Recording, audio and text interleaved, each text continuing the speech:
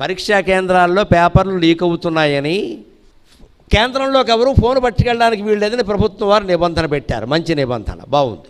అన్ని కేంద్రాల్లో పరీక్ష సరిగ్గా జరుగుతుందో లేదో అని రాచకొండ కమిషనర్ చౌహాన్ గారు పరిశీలనకి వెళ్ళారు.